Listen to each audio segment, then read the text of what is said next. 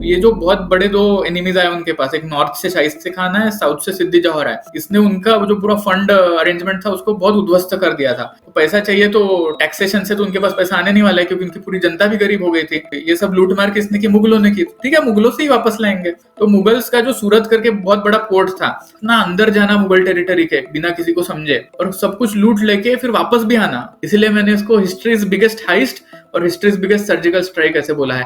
अगर किसी को लगता है कि युद्ध हथियारों और सेना की वजह से जीता जाता है तो वो गलत है। युद्ध जीता जाता है जासूसों की मदद से, डेटा और इंफॉर्मेशन की मदद से। हर देश को अपने जासूसों की अहमियत पता होती है। ये वो अनसंग हीरोज है, सोल्जर्स है, जिन्हें शहीद नहीं कहा जाता। आज हम ऐसे ही इतिहास के एक जाबाज और बुद्धिमान खुफिया जासूस पर चर्चा करने वाले हैं, जिन्हें छत्रपति शिवाजी महाराज ने नाइक का दर्जा दिया था, बहिर्जी नाइक। ये बाद में उनके मिलिट्री कमांडर भी बने। आज के जो हमारे गेस्ट हैं, इन्होंने इसी मिस्टीरियस कैरेक्टर पर एक बुक लिखी है जिसका नाम है the legend of Bahirji Naik, riders of Surat. क्योंकि इसे मिस्टीरियस कहा गया है, इनके बारे में कुछ ऑफिशियल रिकॉर्ड तो मौजूद नहीं है। हाँ, बस पारंपरिक कथाएं और लोक साहित्य में इनका जिक्र आता है। तो इनके बारे में शोध करते वक्त आपको कौन से चैलेंजेस आए, इनका बैकग्राउंड और बहिर्जी नाइक का छत्रपति शिवाजी महाराज जी के साथ पहला एनकाउंटर था, वो हमें बताइए संक्षिप्त में।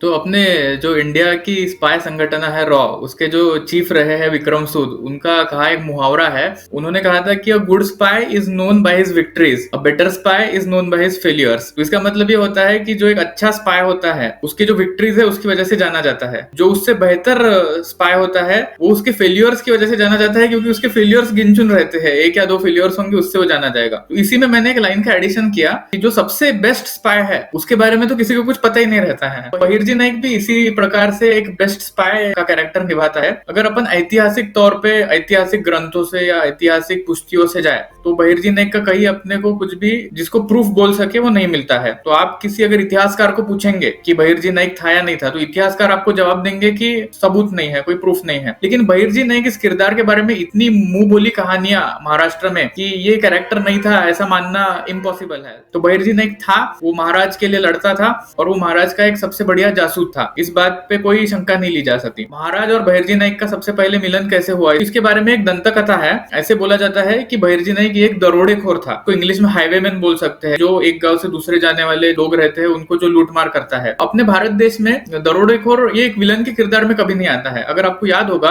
तो जिन्होंने रामायण लिखा वाल्मीकि, उनकी भी ओरिजिन स्टोरी यही है कि वो वाल्या कोड़ी करके एक दरोडेखोर था और उन्होंने साधु को दरोड़ा करते हुए पकड़ा और उस साधु ने उनको दीक्षा दी और वो वाल्या कोड़ी का वाल्मीकि बना। उसी तरीके से बहिर्जी नाइक की कहानी बताई जाती है कि बहिर्जी नाइक एक दरोडेखोर था। जब महाराज एक गांव से दूसरे गांव अपने सैन्य के साथ जा रहे थे तो बहिर्जी नाइक ने उनके सैन्य में कुछ लूटमार करने की कोशिश की, तो तब महाराज ने उसको रोका। लेकिन उसका जो लूटमार करने का तरीका था, जो बुद्धि थी, वो देख के महाराज इतने इंप्रेस हो गए कि महाराज ने उसको बोला कि तू ये सब क्यों कर रहा है, तू मेरे लिए काम कर। इस तरीके से महाराज के परपंखों के नीचे बहिर्जी नाइक आया, ऐसा कहा जाता है। मैंने जो बहिर्जी नाइक के बारे में कथा लिखने का निर्णय लिया, उसकी कहानी कुछ ऐसी है। मैं बचपन से शिवाजी महाराज के स्टोरीज पढ़ के बड़ा हुआ हूँ। उनके जो फोर्ट्स है, जिनको हम किले बोलते हैं, उनको बचपन से विजिट करता आया हूँ। कि मैंने इसके पहले भी हिस्टोरिकल फिक्शन पे बुक्स लिखे हैं। मैंने सम्राट अशोक पे 3 बुक्स का एक संच लिखा है। मैंने नेताजी सुभाष चंद्र बोस की मिस्टीरियस डेथ हुई उस पे एक किताब लिखा है। तो मुझे शिवाजी महाराज के टाइम पे लिखने की इच्छा थी, लेकिन शिवाजी महाराज के बारे में इतनी सारी पुस्तकें पहले से लिखी हुई है, मुझे लगा कि मैं उन पे लिखूं तो ऑलरेडी भरे हुए टेबल पे मैं कुछ एक और चीज रखूं, ऐसा हो जाएगा। उनके बारे में स्टोरी बतानी है तो उनके आजू बाजू के जो किरदार थे उसमें से किसी किरदार के ऊपर बतानी पड़ेगी। और फिर मुझे ध्यान में आया कि बहिर्जी नाइक एक ऐसे किरदार है जिनके ऊपर बहुत अच्छी तरह से रोमांचक कथाएं लिखी जा सकती है। अगर ऐतिहासिक तार पे जाए तो उनका कोई एग्जिस्टेंस ही नहीं था। तो जब उनका कोई एग्जिस्टेंस नहीं था, तो जब मैं उनके बारे में लिख रहा हूँ एक काल्पनिक कथा, बिना इतिहास को धक्का दिए किताब अपनी इमेजिनेशन से रंगा सकता हूँ। इस किताब में जो सबसे स्पेशल चीज मैंने की है कि मैंने बहिर्जी नाइक के किरदार को एक किरदार न रखते हुए 2 किरदार में डिवाइड किया हुआ है। तो मेरे किताब में आपको 2 स्पाइस मिलेंगे, एक है बहिर्जी बंडाल और दूसरा है सदाशिव नाइक, और वो दोनों को मिलकर जाना जाता है बहिर्जी नाइक करके। वो एक टीम है और वो दोनों के पास कॉम्प्लीमेंट्री स्किल्स है, क्योंकि बहिर्जी नाइक की जो स्टोरीज है उसमें इतने बड़े बड़े काम किए हैं कि ऐसा लगता है कि एक आदमी इतने बड़े बड़े काम कैसे कर पाएगा। ये सोच के मैंने उसको 2 आदमी बनाया ताकि उसके जो काम है, जो करतूते है, वो बिलीवेबल हो। सर, आपने किताब में बताया है कि बहिर्जी नाइक का जो इम्पोर्टेंट रोल रहा छत्रपति शिवाजी महाराज की जिंदगी में, वो प्रीडोमिनेंटली 4 घटनाओं पे बहुत ज्यादा उभर कर आता है। एक है 1661 में हुई उमरखिंड की लड़ाई, दूसरी 1663 में शाहिस्ते खान का डिफीट, जब उन्होंने उनकी उंगलियां तोड़ी थी लाल महल में। फिर आएगा 1664 में सूरत पर हमला, और 1666 में आगरा की कैद से, दुश्मनों के ठेले से वो वहां से भाग गए। मुझे एक बार उमरखिंड की लड़ाई के बारे में थोड़ा सा अवलोकन दे, 1661 में। तो ये जैसे आपने बताया 4 घटनाएं सबसे महत्वपूर्ण थी बहिर्जी नाइक के आयुष्य की, लेकिन इसकी शुरुआत होती है उस घटना से जब महाराज को वो मिले थे, जब वो दरोडेखोर थे। उसके बाद का जो पहला इवेंट आता है वो है अफजल खान के टाइम का। तो अफजल खान बहुत बड़ी फौज लेके शिवाजी महाराज पे अटैक करने के लिए निकले थे। वो फौज 3 गुना शिवाजी महाराज के फौज से बड़ी थी, और उस जमाने में शिवाजी महाराज ने खुद को बैटल में प्रूव भी नहीं किया था। तो सब लोग तो यही बोल रहे थे कि शिवाजी महाराज को अफजल खान हरा देंगे। तो इस समय एक कहानी बताई जाती है कि अफजल खान 2 बड़े बड़े हाथी अपने सैन्य के आगे लेके चलता था। वो दोनों हाथी की जो सूंड थी उसमें उसका जो चिन्ह है, राज्य चिन्ह, ऐसे ऊपर से दिखा के वो लोग दिखा के जाते थे। तो लोग उससे डरते थे कि अफजल खान का राज्य चिन्ह है। तो अचानक एक दिन दोनों हाथी मारे गए, पाए गए। तो ऐसा बोलते हैं हाथियों को मारने का काम किया ये बहिर्जी नाइक ने किया था, और इससे अफजल खान के सैन्य में एक प्रकार का डर पैदा हुआ कि कुछ अशुभ हुआ है। और इस डर का आगे जाके फायदा हुआ, जबकि आपको मालूम है इतिहास में कि अफजल खान का वध कर दिया गया शिवाजी महाराज के हाथों, और अफजल खान का पूरा सैन्य टोटली डिसिमेट हो गया। महाराज पन्हाल किले पर अटके हुए थे, नीचे सिद्दी जोहर का घेरा लगाया गया था, और यहाँ शाइस्ते खान पुणे के लाल महल में आकर बैठा था सांप की तरह, और जो मन चाहे लूटपाट करे वो कर रहा था। और जीजाबाई इस बात से बहुत चिंतित थी कि मेरा बेटा पन्हाले पर अटका हुआ है और यहाँ दुश्मन आकर घेरा डालकर बैठा हुआ है। तो इस स्थिति में बहिर्जी नाइक का क्या रोल था? शिवाजी महाराज के लाइफ में ये जो प्रसंग है, इसी की वजह से मैं उनके कैरेक्टर से बहुत पहले से बहुत इम्प्रेस्ड रहा हूँ। मैंने वेस्टर्न यूरोपियन हिस्ट्री भी बहुत पढ़ा है, अमेरिकन हिस्ट्री भी बहुत पढ़ा है। वहां पे अपने को बहुत बड़े बड़े राजों के नाम सुनने में आते हैं, उन पे मूवीज बनती है, टीवी सीरीज बनती है, बट जिस टाइप के प्रसंग शिवाजी महाराज पे आए, उस टाइप का 1/10 प्रसंग भी कोई यूरोपियन राजा पे कभी आया नहीं था। तो शिवाजी महाराज का ये जो किरदार अपने भारत देश में है वो बहुत ही स्पेशल है। पन्हाले पे महाराज सराउंडेड थे, शाइस्ते खान उनके पूरे एरिया को कैप्चर करके, उनका जो पुणे करके सिटी था जहाँ पे वो खुद पैदा हुए थे, उस सिटी को ही कैप्चर करके सब जगह लूटमार कर रहा था। तो आप जस्ट उस जमाने में जाके सोचिए, इतनी बड़ी सिचुएशन से कोई कैसे निकल सकता है। बट ये इतिहास है कि शिवाजी महाराज दोनों सिचुएशन से निकले। वो पन्हाला से भी भागे और उन्होंने शाइस्ते खान पे भी रात को हमला करके उसकी उंगलियां काटी। इसके बाद की जो कथा है वो है जब पन्हाला का वेढ़ा हुआ था, जब सिद्दी जौहर करके आदिल शाही जनरल ने अटैक किया था मराठा साम्राज्य पे, और महाराज को पन्हालगढ़ पे सराउंड करके रखा था। ऐसा बोला जाता था कि शिवाजी महाराज इस वेढ़े से निकलना असंभव है, क्योंकि सिद्दी जौहर एक बहुत ही अच्छा युद्धवया माना जाता था। तो उस वेढ़े से वो भाग जाते हैं, विशालगढ़ पे पहुंचते हैं, और सिद्दी जौहर कुछ कर नहीं पाता है। तो इस घटना में भी बहिर्जी नाइक का बहुत बड़ा योगदान दिया, ऐसी कथाएं उपलब्ध है। तो पन्हाले से जो निकलने की स्टोरी है, जो दंत कथा है, उसमें ऐसे बताया जाता है, पन्हाले पे चढ़ने के लिए एक वाट थी, उसके जो पास में गांव था वहां पे एक औरत थी जो दूध वाले की बेटी थी, और वो वाट उसको पता थी क्योंकि वो वहां पे अपने जो भैंस वगैरह है वो सब चराती थी। तो बहिर्जी नाइक की जो वे ऑफ वर्किंग था वो ऐसे था कि वो लोगों में घुल मिल के काम करता था, जो बहुत कम लोगों को पता रहता है ऐसे रास्तों के बारे में। उसके बारे में बहिर्जी नाइक को हमेशा पता रहता था। तो बहिर्जी नाइक उस वे से पन्हालगढ़ पे गए, महाराज को मिले, और उन्होंने महाराज के सामने अपना प्रस्ताव रखा। उनका जो आइडिया था कि पन्हाले से कैसे छूटना है। 2 भेषों में बांट दी गई टुकड़ी को। एक भेष में महाराज खुद थे, और उसके साथ में माने जाते हैं बाजी प्रभु देशपांडे, बहुत बड़े सरदार थे, ये एक ग्रुप था। और दूसरा ग्रुप था कान्होजी जेधे करके भी एक बहुत बड़े सरदार थे, और उसके साथ में एक शिवाजी महाराज जैसे दिखने वाले शिवा काशीद करके बार्बर थे। वो शिवाजी महाराज का भेष लेके जाने लगे। और ऐसा बोलते हैं कि ना बाजी प्रभु देशपांडे को पता था कि असली महाराज कौन है, ना कान्होजी जेधे को कि असली महाराज कौन है। और दोनों लोग इस तरीके से जा रहे थे कि हमारे साथ ही असली महाराज है, हमको उनको प्रोटेक्ट करना है। तो ये बहिर्जी नाइक का डिवाइस्ड प्लान था, ऐसा बोलते हैं। ऑब्वियसली सबूत तो नहीं है बहिर्जी नाइक का, बट दंत कथा में ये बताया जाता है कि उनका प्लान था। कान्होजी जेधे का जो ग्रुप था वो थोड़ा मेन रास्ते से गया, और ये जो उन्होंने रास्ता ढूंढा था बहिर्जी नाइक ने, उससे महाराज का ग्रुप आया। तो कान्होजी जेधे के ग्रुप को सिद्दी जौहर के लोगों ने पकड़ा, उनपे हमला किया, और वो शिवा काशीद को मार भी दिया। और फिर सिद्दी जौहर के कैंप में ऐसी न्यूज फैल गई कि शिवाजी को मार दिया, शिवाजी को मार दिया। लेकिन उनके कैंप पे जो है अफजल खान का बेटा था। अफजल खान के बेटे ने, जब वो पहले एक बार आए थे अफजल खान के टाइम में, तब शिवाजी महाराज को करीबी से देखा था। तो उसने वो डेड बॉडी देख के पहचाना कुछ घंटों के बाद में कि ये शिवाजी नहीं है। और फिर से शिवाजी कहाँ है ये ढूंढना चालू हुआ। तब तक वो काफी आगे निकल गए थे शिवाजी महाराज।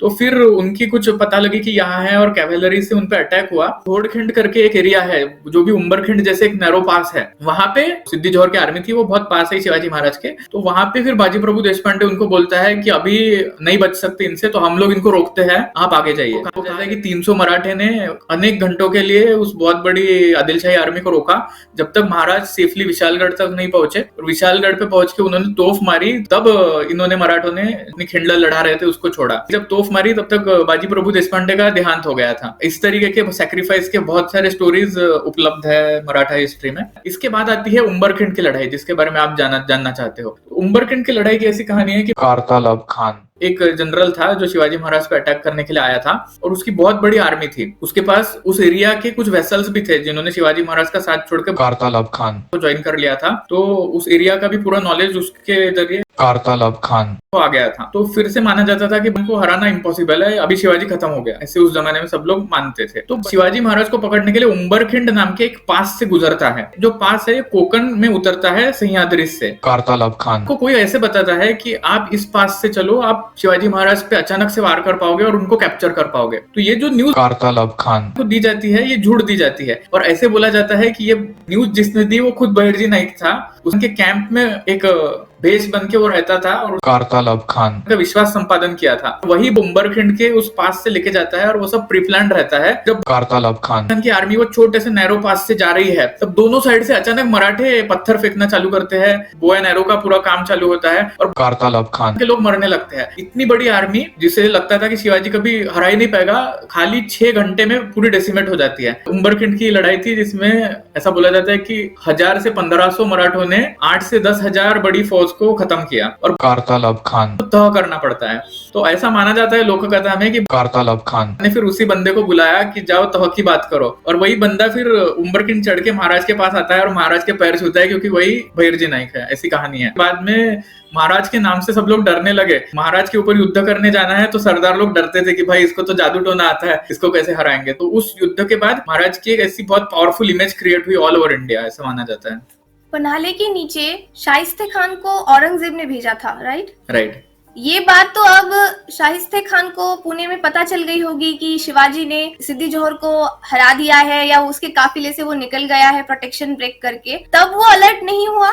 एक्चुअली जैसे कि मैं बताया, शिवाजी महाराज के पास बहुत कम आर्मी रहती थी और बाकी लोगों के पास बहुत ज्यादा आर्मी रहती थी, बहुत बड़े बड़े तोफ रहते थे। तो लोग थोड़ा ओवर कॉन्फिडेंस में रहते थे कि हम तो इसको हरा ही देंगे। बट शिवाजी महाराज ने बार बार ये प्रूव किया कि आपके पास कितनी भी बड़ी आर्मी हो, आपके पास कितने भी अच्छे इक्विपमेंट्स हो, अगर आपके पास पैशन नहीं है तो आप नहीं जीतने वाले। जिसके पास पैशन है, उसके पास रिसोर्सेस कम है, तो ही वो जीतेगा। आज के जमाने में अपन बिजनेस एडवाइस भी इसको बोल सकते हैं कि छोटे छोटे स्टार्टअप्स बड़े बड़े कंपनीज को हराते हैं, कभी कभी छोटे छोटे क्रिकेट टीम्स बड़े बड़े टीम्स को हरा देते हैं। इसी का ये एक एग्जांपल है। तो शाइस्ते खान अपने प्राइड में ही था, उसको लग रहा था कि मेरे पास तो बहुत आर्मी है, शिवाजी मुझे कुछ कर नहीं सकता। और शिवाजी महाराज को भी ये चीज पता थी कि डायरेक्टली युद्ध में जाके हम लोग शाइस्ते खान को नहीं हरा सकते। तो उन्होंने वही किया जो वो शुरुआत से करते आते थे। शिवाजी महाराज के बारे में मैं एक स्पेशल चीज बताता हूँ कि शिवाजी महाराज को कोई चीज की लज्जा कभी आती नहीं थी। जैसे कि आपने पद्मावत की स्टोरी सुनी होगी कि जिसमें अलाउद्दीन खिलजी चीटिंग करता है, चीटिंग करके वो जो राजपूत थे उनको उल्टे सीधे तरीकों से हराता है, लेकिन राजपूत कभी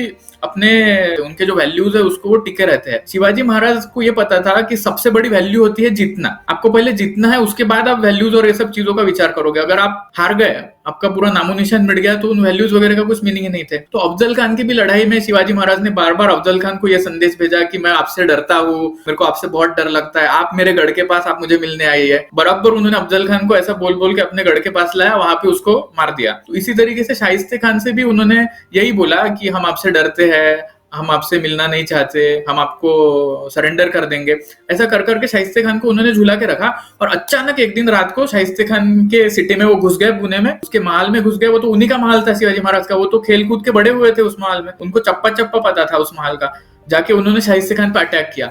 अनफॉर्चुनेटली वो शाइस्ते खान को मार नहीं पाए, लेकिन 4 उंगलियां शाइस्ते खान की उन्होंने काट दी, ऐसे बताया जाता है। अभी ये तो हुआ एंटर करने का पार्ट। अभी उनको पुणे से निकलना भी था, क्योंकि शाइस्ते खान की तो बहुत बड़ी आर्मी थी वहां पे। एक बार जब पता चल जाएगा कि शाइस्ते खान पे अटैक हुआ है तो सब लोग उसको डिफेंड करने आ जाएंगे। तो वो जो निकलने का तरीका था उसमें बहिर्जी नाइक का रोल था। उन्होंने बहुत सारे चरने वाले बुल्स रहते हैं, गाय बकरी वगैरह ये सब रहते हैं, उनको जमा किया था और उनके पूरा जो सिंग है उस पे उन्होंने लाख बांध के एक बड़ी बड़ी रस्सी बांध के उसको आग लगा दी और वो पूरे झुंड को सिटी की तरफ भेज दिया दौड़ते दौड़ते। तो जो सिटी में गार्ड्स थे उनको लगा कि बहुत बड़ी कोई आर्मी आ रही है, तो सब लोग वो आर्मी क्या है देखने के लिए वॉल्स के पास गए, डिफेंसिव पोजीशन में तैयार हो गए।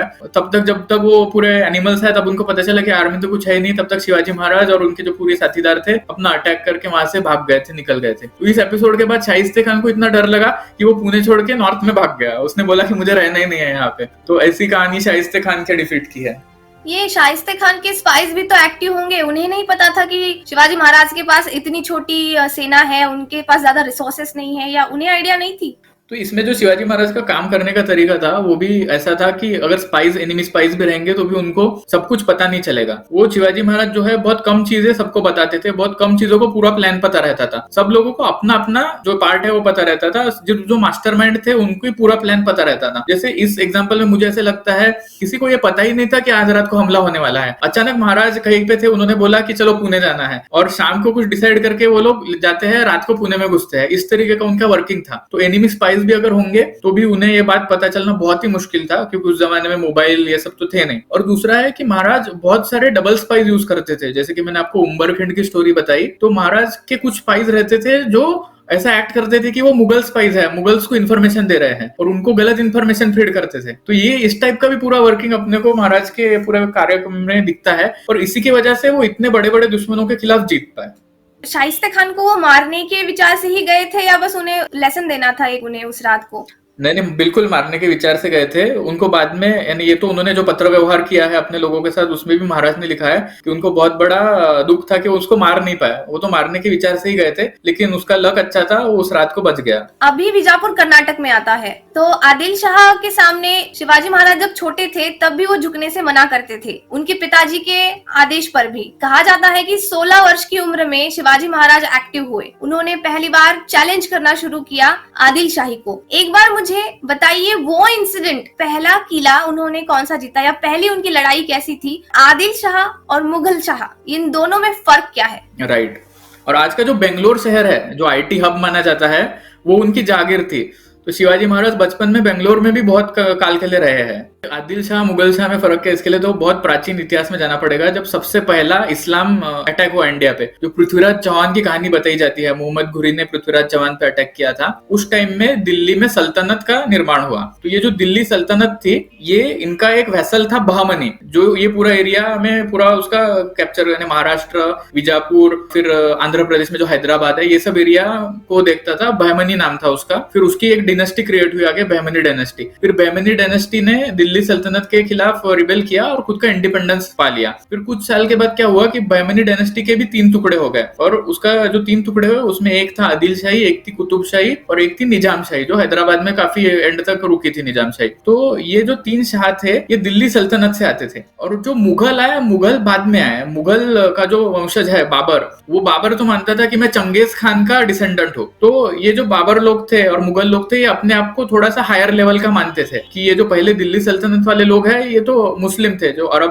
पेनिनसुला से आए, फिर पर्शियंस जो मुस्लिम बने, ये लोग थे। और ये लोग मंगोल्स मानते थे अपने आप को, और मंगोल्स ने ये सबको पहले हराया था, पर्शियंस को हराया था। तो ये एक मानते थे कि हम इनसे ज्यादा बड़े हैं। इसलिए मुगल्स और आदिल शाह में भी बहुत सारे युद्ध होते थे। और शिवाजी महाराज कई बार खेल भी खेलते थे कि मुगल्स को आदिल शाह के विरुद्ध भड़काओ, आदिल शाह को मुगल्स के खिलाफ भड़काओ, और बीच में अपने को जो चाहिए वो ले लो बराबर। तो ये इतिहास है कि आदिल शाह और मुगल शाह में क्या फर्क था। हाँ, तो ऐसी कहानी है कि 16 साल की उम्र में एक महादेव के मंदिर में वो अपने साथीदारों को लेके गए। वहां पे उन्होंने स्वराज्य स्थापन करने की प्रतिज्ञा ली कि मैं ये साम्राज्य बनाऊंगा, अपने पूरे एरिया को जो मुस्लिम रूलर्स है उनसे छुटकारा पाऊंगा, और एक सुराज्य क्रिएट करूंगा जिसमें सब लोग खुश रहेंगे। तोरना करके पास में किला था, वो एक्चुअली किला नहीं था, एक आउटपोस्ट था छोटा सा, उसको कैप्चर किया। वहां पे उनको बहुत सारा सोने का खजाना मिला। वो किसने छुपाया था ये सब इतिहास में नहीं दिया गया है, बट उन्होंने वो लिया कि एज इफ उनको गॉड्स ने ब्लेस किया है कि ठीक है भाई बनाओ तुम ये साम्राज्य। तो उस सोने का इस्तेमाल करके उन्होंने वहां पे तोरना करके एक किला बनाया। और इस पूरे टाइम में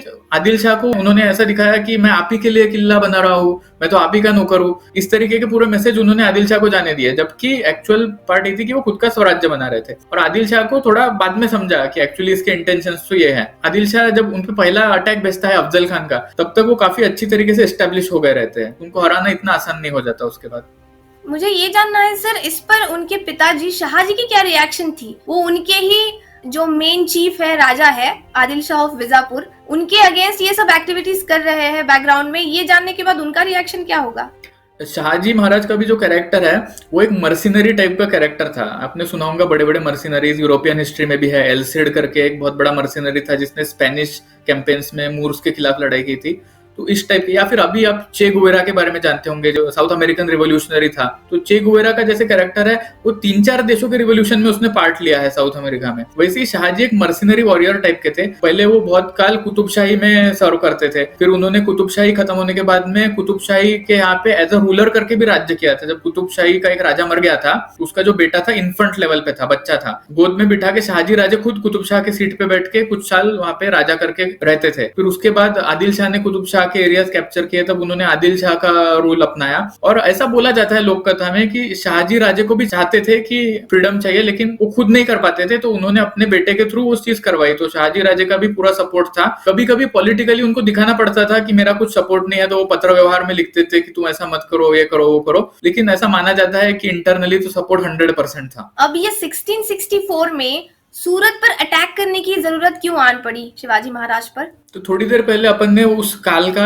वर्णन किया कि पन्हाला पे वो फंसे हुए थे, शाइस्ते खान सब कुछ लूट रहा था, वो पन्हाले से छूट गए, शाइस्ते खान को उन्होंने भगाया। आपको ध्यान में होगा कि इस जमाने में जो पूरी लूटपाट हुई उस रीजन में, उसकी वजह से उनकी जो ट्रेजरी थी ऑलमोस्ट खत्म हो गई थी। यूज करने के लिए पैसा तो चाहिए ही रहता है, कुछ भी आपको डेवलपमेंट काम करना है अपने राज्य में तो भी पैसा तो चाहिए ही रहता है। तो ये जो बहुत बड़े 2 एनिमीज आए उनके पास, एक नॉर्थ से शाइस्ते खान है, साउथ से सिद्दी जौहर है, इसने उनका जो पूरा फंड अरेंजमेंट था उसको बहुत उद्ध्वस्त कर दिया था। तो महाराज को पता था कि अभी पैसा चाहिए आगे का काम करने के लिए, तो पैसा चाहिए, तो टैक्सेशन से तो उनके पास पैसा आने नहीं वाला है क्योंकि उनकी पूरी जनता भी गरीब हो गई थी। तो उन्होंने वही निर्णय लिया जो पहले से वो लेते थे कि ये सब लूट मार किसने की, मुगलों ने की, ठीक है मुगलों से ही वापस लाएंगे। तो मुगल्स का जो सूरत करके बहुत बड़ा पोर्ट था, आज जो मुंबई की सिचुएशन है इंडिया में, मुंबई को इकोनॉमिक कैपिटल बोलते हैं, उसी टाइप की पोजीशन सूरत की थी। उस जमाने में एक्चुअली मुंबई था ही नहीं, मुंबई तब बना ही नहीं था, और सूरत मुंबई का रोल प्ले करता था भारत का सबसे बड़ा पोर्ट। तो उन्होंने सूरत में लूट करने का प्लान बनाया और बहिर्जी नाइक को उन्होंने आगे भेजा कि सूरत की पूरी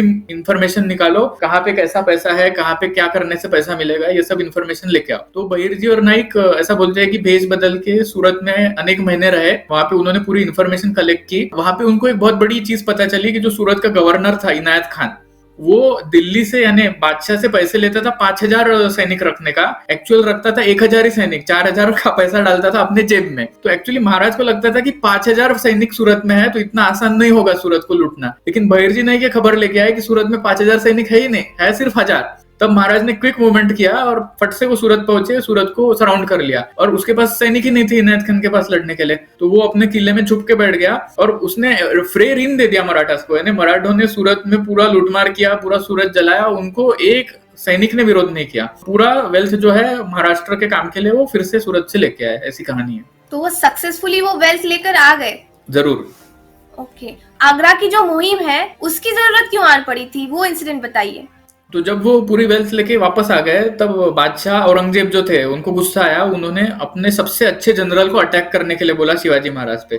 तो वो एक्चुअली राजपूत थे, उनका नाम था मिर्जा राजे जयसिंह। तो मिर्जा राजे जयसिंह और एक बहुत बड़ा सिपाही था औरंगजेब का, दिलेर खान करके, ये दोनों महाराष्ट्र में आए और उन्होंने बहुत बड़ा रणसंग्राम किया शिवाजी महाराज के साथ। पुरंदर करके किला है महाराष्ट्र में, उसको भी उन्होंने पूरा सराउंड करके कैप्चर किया। तो इस जमाने में शिवाजी महाराज ने ऐसे डिसाइड किया कि बहुत बड़ी आर्मी है, इनको नहीं हरा सकते। और मिर्जा राजे जयसिंह जो थे बहुत फॉर्मिडेबल अपोनेंट थे। जैसे जनरली मुगलों का कैसे कारभार रहता था कि रात को सैनिक सोएंगे, ऐशो आराम होगा, ये सब चीजें रहती थी, लेकिन जो राजपूत आर्मी थी वो बहुत डिसिप्लिन रहती थी। तो इनको हराना इतना आसान नहीं है। तो शिवाजी महाराज ने मिर्जा राजे के साथ तह किया, और तह के टाइम में शिवाजी महाराज ने मिर्जा राजे को बहुत इंप्रेस किया। मिर्जा राजे बहुत इंप्रेस हो गए शिवाजी महाराज से, उन्होंने बोला वाह क्या आदमी है। तो उन्होंने बादशाह को ऐसे लिखा कि अपना सबसे बड़ा एनिमी जो है सच में वो आदिल शाह है, तो शिवाजी को गवर्नर बना देते हैं पूरा महाराष्ट्र का, वो आदिल शाह को खत्म कर देगा, ऐसा उन्होंने लिखा बादशाह को। इतने इंप्रेस हो गए थे वो शिवाजी महाराज से। वो शिवाजी महाराज का पूरा स्टाइल था, जैसे वो कहानी है ना कि अलेक्जेंडर ने अटैक किया था, पोरस करके एक राजा था, उसने अलेक्जेंडर को बोला कि राजा को जैसे ट्रीट करते हो वैसे मुझे ट्रीट करो। अलेक्जेंडर इंप्रेस होकर उसी को सत्राप बना देता है वो एरिया का। वैसे ही शिवाजी महाराज से वो इम्प्रेस हुए, उन्होंने बादशाह को ये चीज बोली, तो बादशाह ने बोला कि ठीक है उसको भेजो मेरे पास, मैं मिलता हूँ उससे। तो शिवाजी महाराज को इसलिए आगरा भेजने का डिसीजन किया। लेकिन शिवाजी महाराज को पहले से पता था कि मुगल कुछ सीधे साधे लोग नहीं है। ऐसा बोलते हैं कि उन्होंने बहिर्जी नाइक को फिर से आगरा जाने के लिए बोला पहले ही, और उन्होंने बोला कि आगरा में पूरी तैयारी रखो कि अगर मेरे को पकड़ा जाता है तो मुझे छुड़ाना है आप लोगों को। तो इस तैयारी के साथ महाराज आगरा गए। महाराज आगरा में बादशाह के दरबार में गए, वहां पे बादशाह से मुलाकात भी हुई उनकी दरबार में। बहुत उसके अलग अलग स्टोरीज बताए जाते हैं। कुछ तो भी वहां पे दरबार में हुआ जिसकी वजह से औरंगजेब को गुस्सा आया, उसने महाराज को बंदी बना दिया, आगरा में बंदी बना दिया। और ये भी बहुत बड़ा संकट था कि एक फॉरेन एनिमी के कैपिटल में आप बंदी बनाए हुए हो, इतने सारे लोग आपको देख रहे हैं, यहाँ से आप कैसे छूटोगे। तो जो बहिर्जी नाइक वहां पे पूरा प्लानिंग करके पहले से बैठे हुए थे, उन्होंने अपना प्लान को चालू किया और महाराज को आगरा से छुड़ाया। और आगरा से छोड़ के वो एक बहुत लंबा रूट लेके तेलंगाना से जाके कर्नाटका जाके पूरे बैरागी के रूप में फिर से वापस आते हैं राजगढ़ में। ऐसी कहानी है। सर, आपने सूरत को बहुत करप्ट सिटी कहा, मतलब वहां पे कोई नियोजन नहीं था। इतना सारा सोना या पैसा होते हुए भी वो एक अस्था व्यस्त शहर था, वो किस वजह से? एक्चुअली ऐसा बोलते हैं कि the root cause of everything is money.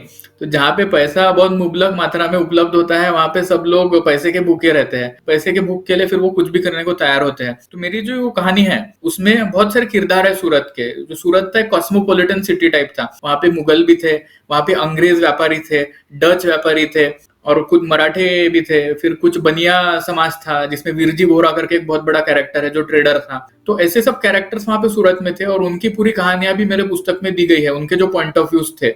उस टाइप में बहुत सारी करप्ट चीजें वहां पे होती थी, जैसे कि वहां पे जो इनायत खान करके सूबेदार था, तब भी डिमोनेटाइजेशन हुआ था। जो अभी हुआ ना अपने पास डिमोनेटाइजेशन, वो उस जमाने में सूरत में भी हुआ था। तब उसको सिक्का बंदी बोलते हैं। तो ये लोगों के पास तो बहुत ब्लैक मनी था, इनायत खान और उसके बेटे के पास। तो इनायत खान ने ऐसा बोलते हैं, तब जो ब्रिटिश ट्रेडर्स थे उनको बोला कि आप सोना लेके आओ और सोना और हमारा पैसा बदली कर दो, और फिर तुम तुम्हारे पैसे को बदल लेना दिल्ली में जाके। तो बहुत सारा सोना लेके आए अंग्रेज ट्रेडर्स, और उन्होंने वो जो सिक्का बंद हो गया था वो उनको देके सोना रख लिया अपने पास। और वो सोना जब वो मूव कर रहे थे सिटी से अपने जागीर में, तभी मराठों का वहां पे अटैक हुआ। तो ये हिस्ट्री में दिया गया है कि बहुत सारा सोना वहां पे मिला, नदी के पास बोट्स में ले जा रहे थे। किसका सोना है कुछ पता नहीं चला। तो ये ऐसा बोला जाता है कि इनायत खान का वो ब्लैक मनी था। सर, आपने इस सूरत के अटैक को इतिहास का one of the great surgical strikes कहा है। ये शब्द का इस्तेमाल क्यों किया? सर्जिकल स्ट्राइक का मतलब ये होता है कि आप एनिमी के टेरिटरी में जाके हमला करते हो, और एनिमी को समझने के पहले आप हमला करके आपका जो ऑब्जेक्टिव है वो पूरा करके वापस आते हो।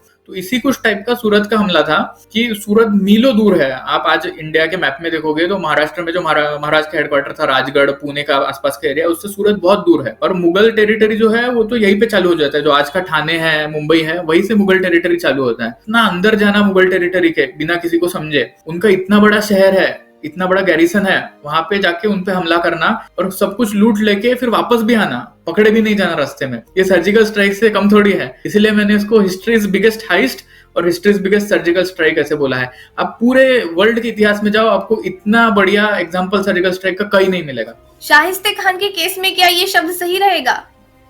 शाहिस्ते खान के केस में थोड़ा डिस्प्यूटेड रहेगा, क्योंकि वो इलाका तो महाराज का ही था। वो कब्जा करके बैठा जरूर था, बट इलाका तो महाराज का ही था। तो महाराज अपनी टेरिटरी में ऑपरेट कर रहे थे। क्या अपने टेरिटरी का खुद को नॉलेज रहता है ऑपरेट करते वक्त, लेकिन एनिमी टेरिटरी में जब आप जाके करते हो तो वो और बड़ी चीज हो जाती है, क्योंकि वो आपका एरिया नहीं है, आपको कुछ भी नॉलेज नहीं है, फिर भी आप करके आते हो।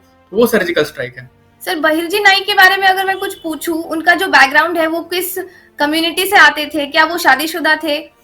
एक्चुअली ऐतिहासिक कुछ भी रिकॉर्ड अवेलेबल नहीं है, तो ऐतिहासिक तौर पे तो कुछ भी अपन बता नहीं सकते हैं। बट मैंने जितना लोक कथाएं वगैरह सुनी है तो कहीं पे उनका शादीशुदा होने का रेफरेंस तो नहीं आया है। आज भोपालगढ़ करके एक एरिया है महाराष्ट्र में, वहां पे उनकी समाधि है, लेकिन वो समाधि भी थोड़ी डिस्प्यूटेड है। कुछ लोग बोलते हैं उनकी है, कुछ लोग बोलते हैं कि उनकी नहीं है। मेरे को अच्छा लगेगा अगर लोग बहिर्जी नाइक को अपने कामों के लिए पहचाने, ना कि उनके कम्युनिटी के लिए, या फिर वो कहाँ से आए थे, कौन से एरिया से आए थे। उससे अच्छा उनका नाम ही एक उनकी कम्युनिटी है कि बहिर्जी नाइक ये खुद ही किरदार है, खुद ही कम्युनिटी हो गई है। इस तरीके से लोगों ने उनको पहचाना तो ज्यादा अच्छी बात है। सर, इनका ये जो कैरेक्टर है इतिहास में इसलिए मिस्टीरियस रहा होगा क्योंकि एक तो ये स्पाई थे, इनके बारे में हम पब्लिकली कुछ अनाउंस नहीं कर सकते, और जैसे आपने कहा कि शिवाजी महाराज बहुत गुपित रखते थे सारे इंफॉर्मेशन, और शायद इन स्पाइस को डायरेक्टली राजा के साथ ही कांटेक्ट करना पड़ता था अगर कुछ बताना है तो 90% लोगों को उस टाइम में भी एक्चुअल में पता नहीं था कि बहिर्जी नाइक है कौन, ये व्यक्ति दिखता कैसा है। क्या ऐसी स्थिति थी? ऐसी स्थिति थी। एक्चुअली महाराज का जो आर्मी का नेचर था, वो महाराज के सैलरी पे बहुत ही कम लोग रहते थे। उनकी जो एकदम खास टीम थी वही उनके सैलरी पे रहती थी, बाकी जो सब है उनके जो वेसल्स थे उनके सैलरीज पे रहती थी। यानी सैलरीड स्ट्रक्चर अगर अपन आज के कॉर्पोरेट लैंग्वेज में देखें तो इस टाइप का था। लेकिन जो बहिर्जी नेक का स्पाई ग्रुप था, वो पूरा ग्रुप को खुद महाराज सैलरी देते थे और उनका जो ऑर्डर्स था डायरेक्ट महाराज से आता था। उनका बाकी कोई भी डिपार्टमेंट के साथ कोई भी रिलेशन नहीं रहता था। तो बाकी जो डिपार्टमेंट्स थे, जो आर्मी के लोग थे, फिर नेवी भी महाराज ने बिल्ड किया था, उनका जो कमर्शियल भी पूरा स्टाफ था, उसमें ऐसे कहानियां हैं कि थोड़ा वो स्पाइस को ऐसा ट्रीटमेंट देते थे कि भाई ये तो महाराज के खास है। फिर थोड़ा उनको जेलसी भी होती थी कि भाई महाराज इतना इंपॉर्टेंस क्यों देते हैं उन्हें। तो इस टाइप की भी कहानियां हैं कि नेतोजी पालकर तो बहुत गुस्सा करता था, ऐसा बोलते हैं ये पूरे स्पाइस का, क्योंकि नेतोजी पालकर को ये लोग ऐसे डरपोक लगते थे कि पीछे से वार करते हैं, गलत तरीकों से चीजें करते हैं। नेतोजी पालकर खुद सामने से हमला करने वाला बंदा था। वो भी बहुत बड़े आदमी थे नेतोजी पालकर। मजाक मजाक में ऐसी कहानियां हैं कि दोनों एक में से हमेशा झगड़ा करते रहते थे जब आपस सामने आते थे। बट मैं फिर से बोलूंगा कि महाराज की जो आर्मी थी, उन्होंने नेतोजी भी रखा था, बहिर्जी भी रखा था। उनको मालूम था कि नेतोजी भी उतना ही जरूरी है और बहिर्जी भी उतना ही जरूरी है, और इसी एटीट्यूड की वजह से महाराज सक्सेसफुल हुए। सर, आप आपकी किताब को फिक्शनल स्टोरी कहते हैं, लेकिन जो सारे रेफरेंस है तो सब रियल लाइफ एग्जांपल्स है, रियल लाइफ स्टोरीज है, तो ये कैसे फिक्शनल स्टोरी हुई? तो मैं जो हिस्टोरिकल फिक्शन लिखता हूँ, मेरा ऐसा स्टाइल है कि मैं पहले हिस्ट्री पूरा जमा कर लेता हूँ प्राइमरी सोर्सेस के थ्रू, और मैं फैक्ट्स एस्टेब्लिश करता हूँ कि फैक्ट है, ये चीज हुई थी, ये चीज हुई थी, ये चीज हुई थी। फिर उसके बीच में जो गैप्स है ना, जो हिस्ट्री अपने को एक्सप्लेन नहीं कर पाता, उसमें मैं खुद का इमेजिनेशन डाल के स्टोरी बनाता हूँ। तो जो फैक्ट्स है, हिस्टोरिकल फैक्ट्स, उसको मैं हाथ नहीं लगाता, वो वैसे के वैसे रखता हूँ, और बीच में जो है वो मैं खुद का फिक्शन लिखता हूँ। इसलिए इसको मैं हिस्टोरिकल फिक्शन कहता हूँ। यानी हो सकता है कि अगर आप टाइम मशीन में पीछे जाके देखे तो हो सकता है मैंने जो लिखा है वही हुआ होगा, वो तो एक्चुअल जाके कोई देखेगा तो ही पता चलेगा। सर, उस जमाने के हिसाब से मुझे ये बार बार प्रश्न आता है कि उस वक्त के स्पाइस के लिए डिफिकल्टी लेवल कितना था। मतलब इंफॉर्मेशन सही टाइम में कैपिटल सिटी तक, राजधानी तक, राजा तक पहुंचानी है, और जो भी दुश्मन का एरिया है अपने मूल क्षेत्र से बहुत दूर हो सकता है। तो ये इतने कम समय में घोड़े पे सवार होके ये इंफॉर्मेशन कैसे डिलीवर की जाती थी? एक्चुअली ये बहिर्जी नायक का ट्रेड सीक्रेट रहा है। वो कैसे ऑपरेट करते थे ये कुछ भी अवेलेबल नहीं है। अपन इमेजिन कर सकते हैं क्या क्या मेथड्स रहे होंगे, बट लोक कथा में ऐसी स्टोरीज है, जैसे नेतोजी पालकर की एक स्टोरी है कि उनको एक बात पता चली थी एक बार युद्ध करते हुए, तो उन्होंने अपने एक बंदे को महाराज के पास भेजा कि इन्फॉर्मेशन जाके महाराज को बताओ। और जब वो बंदा एकदम दिन रात दौड़ते दौड़ते घोड़े से महाराज के पास गया और उसने महाराज को वो न्यूज बताई, तो महाराज को वो न्यूज पहले से ही पता थी क्योंकि उनको बहिर्जी नायक ने बताई थी। तो इतना उनका स्पीड था इन्फॉर्मेशन इधर उधर ले जाने का, और इतना बड़ा उनका नेटवर्क था, ऐसा माना जाता है। और उस जमाने में सब आदमी के थ्रू ही होता था, क्योंकि मोबाइल्स नहीं थे, इलेक्ट्रॉनिक ये मेथड नहीं था समय भेजने का। तो आदमी घोड़े से जाते थे, बस उनका नेटवर्क कुछ बहुत स्ट्रॉन्ग रहा होगा कि कंटिन्यूस एक चेन ऑफ आदमी फटाफट न्यूज स्प्रेड करता था। बट एक्चुअल हिस्टोरिकली कुछ रिकॉर्ड ही नहीं है, वो ट्रेड सीक्रेट है उनका। जैसे कोका कोला का रेसिपी किसी को पता नहीं है ना, वैसे बहिर्जी नायक कैसे काम करते थे वो सिर्फ उन्हीं को पता था। सर, ये आपकी बुक 1 है और आप ऐसी और 2 किताबें लाने वाले हैं। मेरा जो पहला किताब है एक्चुअली वो चालू होता है शाइस्ते खान पर जो अटैक होता है उस दिन, और मेरा जो किताब है वो शशिध्वज नाम के कैरेक्टर के पॉइंट ऑफ व्यू से बताया गया है। तो शशिध्वज एक काउहर्ड रहता है, गुराखी रहता है, और मैंने ऐसे दिखाया है कि शशिध्वज के वो गाय रहते हैं जिसको बहिर्जी नायक उस रात को यूज करते हैं डिस्ट्रैक्शन दिखाने के लिए, और शशिध्वज को फिर वो रिक्रूट करते हैं उससे इंप्रेस होके, और शशिध्वज को ट्रेन करते हैं एज अ स्पाई। और बाद में जब वो सूरत जाते हैं तो शशिध्वज को साथ में लेके जाते हैं। शशिध्वज भी सूरत में कुछ हिम्मत वाली चीजें करता है। और ये जो मेरे तीनों पुस्तक है ये शशिध्वज के पॉइंट ऑफ व्यू से बताया गया है कि वो एज अ काउहर्ड से एक स्पाई बनता है, और बुक 2 बुक 3 में एज अ फुल स्पाई वो अपना रोल प्ले करता है। लोक कथा में बहुत कुछ बताया गया है कि वो बहिरूपी थे, कोई भी भेष ले सकते थे, उनको सब कुछ पता होता था। बहुत सारे इंटरनल मैटर्स में भी वो महाराज को हेल्प करते थे। जो इंटरनल कभी कभी पॉलिटिक्स होता है ना पार्टीज में, जैसे शिवसेना बीजेपी का हो गया अभी, उस टाइप के भी कुछ इश्यूज होते थे उस टाइम में, उसमें भी महाराज को इन्फॉर्मेशन प्रोवाइड करते थे। और उसको महाराज की तीसरी आंख बोली जाती थी कि बहिर्जी नायक शिवाजी महाराज की तीसरी आंख है। वो अष्टप्रधान मंडल के सदस्य थे, राइट? ऑफिशियली नहीं थे, क्योंकि अगर वो ऑफिशियली रहते तो रिकॉर्ड्स में आता, बट वो उससे कम भी नहीं थे एक सदस्य से। तो बोल सकते वो एक गुप्त सदस्य थे। महाराज उनको एक गुप्त सदस्य करके ट्रीट करते होंगे कि वो सदस्य का रोल तो निभाते थे, बट कोई रिकॉर्ड नहीं है। कि अभी लोग नेटफ्लिक्स पे, प्राइम पे सिनेमा देखते हैं, उसमें सब यूरोपियन राजे दिखाते हैं। हेनरी फाइव करके एक शेक्सपियर का प्ले है, उस पर अभी मूवी आई है। तो उसने सिर्फ एक युद्ध जीता था फ्रांस में, इसकी वजह से उसका इतना नाम हो गया। और भाई शिवाजी महाराज यहाँ पे युद्ध जीत रहे, कुछ गिनती नहीं है कितने युद्ध जीते हैं वो। इंडियन हिस्ट्री का कंटेंट कंटेंट देखो वो बहुत बढ़कर है यूरोपियन कंटेंट से। तो इसी वजह से मैं स्टार्टिंग से इंडियन हिस्ट्री लिखते आ रहा हूँ और अभी भी आगे भी लिखूंगा, ताकि लोग इंडियन हिस्ट्री को एक अलग नजरिए से देखे, खुद के कंट्री पे प्राइड करे कि भाई हम लोग कितने पहलू थे पहले। यही मेरा इंटेंशन है। हाँ सर, क्योंकि जो लाइफ स्पैन है शिवाजी महाराज जी का वो 53 ईयर्स अराउंड था, और हमने जो इतने भी इवेंट्स जिक्र किए हैं वो बस 6 साल के अंदर हुए हैं, 6 साल के अंदर बैक टू बैक। दो बड़े बड़ी घटनाओं में हार्डली 1 या 2 साल का ही अंतर है। तो इससे हम कल्पित कर सकते हैं कि शिवाजी महाराज के कंधों पर कितना भार था, वो कैसे इस टेंशन को, प्रेशर को संभालते होंगे। आपने सही कहा ये। तो मैंने मेरे बुक में ऑथर्स नोट में एंड में लिखा है कि before Bajirao one captured Delhi, Bajirao one ने दिल्ली काबिज कर ली थी, जो मुगल्स का सीट था वो काबिज कर लिया था। तो मैंने बोला है कि before Bajirao one captures Delhi there has to be a Shivaji behind him. Shivaji Maharaj ने एम्पायर एस्टेब्लिश किया, उसी को बाजीराव ने आगे बढ़ाया, लेकिन शिवाजी के रहने के लिए भी उसके पीछे बहुत सारे बहिर्जीज एंड नाइक्स रहना जरूरी है। शिवाजी महाराज का जो कार्य था उसमें बहुत इंपॉर्टेंट पिलर्स बहुत सारे लोग थे, उसमें से कुछ पिलर्स ये भी थे, और इनके सिवा ये सब नहीं हो पाता।